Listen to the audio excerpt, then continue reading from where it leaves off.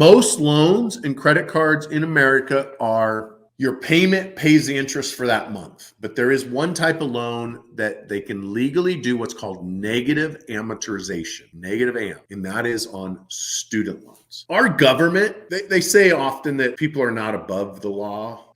You see it right now a lot with political stuff, that the president's not above the law. Well, sometimes they are.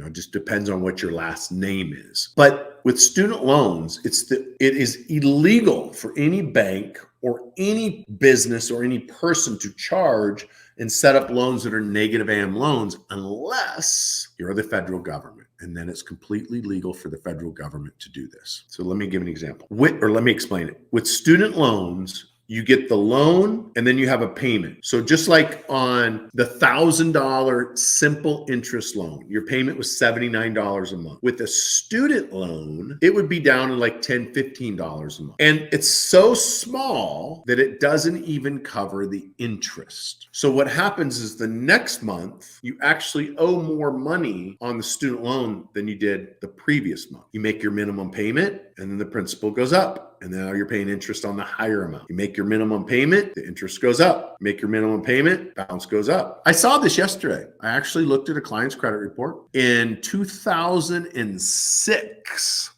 it was either 2006 or 2007. I can't remember the year. But 16, 17 years ago, she graduated college. And she took out a $2,000 student loan. She had multiple ones, but the first one I saw was $2,000.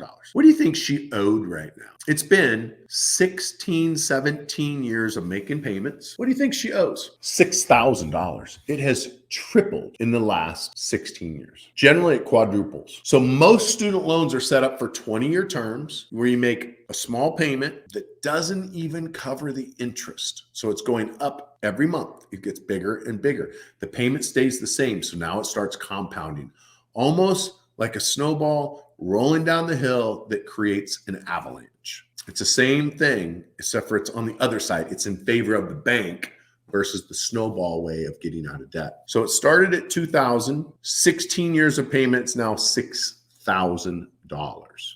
And in the next 3 years, it'll be $8,000. And then once it hits 20 years, what happens with student loans is then they re-amortize it for another 20 years on a regular interest plan. So now instead of your payment being $17, $18 a month, now it's $400 or $500 a month because it's 4 times greater. So that's called negative amortization. And you will see this on almost every student loan out there. That's why these banks absolutely love student loans. It's because here you are making the payment thinking you'll be out of debt, and it just gets bigger and bigger and bigger. So you want to avoid negative AM loans at all costs and pay off your student loans as fast as possible.